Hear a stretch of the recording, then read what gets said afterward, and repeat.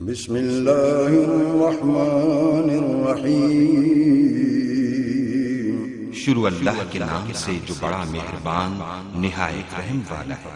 ایک مرتبہ رسول اللہ صلی اللہ علیہ وسلم مسجد میں تشریف فرما تھے اور لوگ آپ صلی اللہ علیہ وسلم کے ارد گرد بیٹھے ہوئے تھے کہ 3 آدمی وہاں آئے۔ ان میں سے 2 رسول اللہ صلی اللہ علیہ وسلم کے سامنے پہنچ گئے اور ایک واپس چلا گیا۔ پھر وہ دونوں رسول اللہ صلی اللہ علیہ وسلم کے سامنے کھڑے ہو گئے۔ اس کے بعد ان میں سے ایک نے جب مجلس میں ایک جگہ کچھ گنجائش دیکھی تو وہاں بیٹھ گیا، اور دوسرا اہل مجلس کے پیچھے بیٹھ گیا، اور تیسرا جو تھا وہ لوٹ گیا۔ تو جب رسول اللہ صلی اللہ علیہ وسلم اپنی گفتگو سے فارغ ہوئے تو صحابہ رضی اللہ عنہم سے فرمایا، کیا تمہیں 3 آدمیوں کے بارے میں نہ بتاؤں؟ تو سنو۔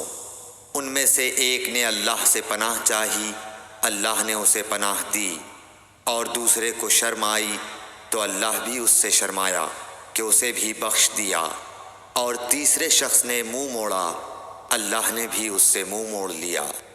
صحیح بخاری حدیث نمبر 66۔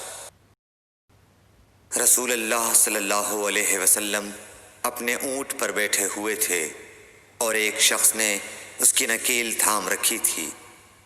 آپ صلی اللہ علیہ وسلم نے پوچھا، آج یہ کون سا دن ہے؟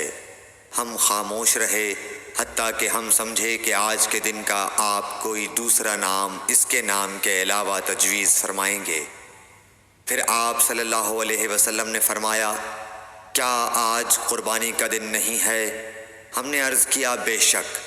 اس کے بعد آپ صلی اللہ علیہ وسلم نے فرمایا، یہ کون سا مہینہ ہے؟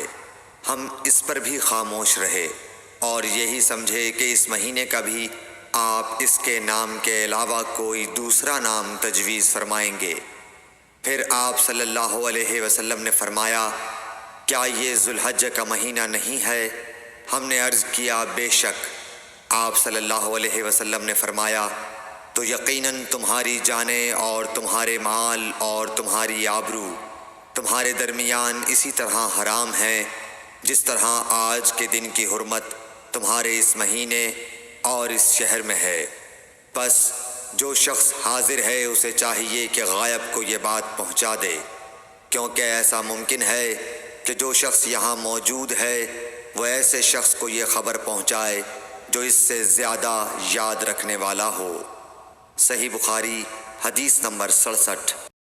رسول اللہ صلی اللہ علیہ وسلم نے ہمیں نصیحت فرمانے کے لیے کچھ دن مقرر کر دیے تھے، اس ڈر سے کہ کہیں ہم کبھی دخاطر نہ ہو جائیں۔ صحیح بخاری حدیث نمبر 68۔ آپ صلی اللہ علیہ وآلہ وسلم نے فرمایا، آسانی کرو اور سختی نہ کرو، اور خوش کرو اور نفرت نہ دلاؤ۔ صحیح بخاری حدیث نمبر 69۔ عبداللہ ابن مسعود ہر جمعرات کے دن لوگوں کو وعظ سنایا کرتے تھے۔ ایک آدمی نے ان سے کہا، اے ابو عبد الرحمن، میں چاہتا ہوں کہ تم ہمیں ہر روز وعظ سنایا کرو۔ انہوں نے فرمایا، تو سن لو کہ مجھے اس امر سے کوئی چیز مانع ہے تو یہ کہ میں یہ بات پسند نہیں کرتا کہ کہیں تم تنگ نہ ہو جاؤ، اور میں وعظ میں تمہاری فرصت کا وقت تلاش کیا کرتا ہوں، جیسا کہ رسول اللہ صلی اللہ علیہ وسلم اس خیال سے کہ ہم کبھی دخاطر نہ ہو جائیں وعظ کے لیے ہمارے اوقات فرصت کا خیال رکھتے تھے۔ صحیح بخاری حدیث نمبر 70۔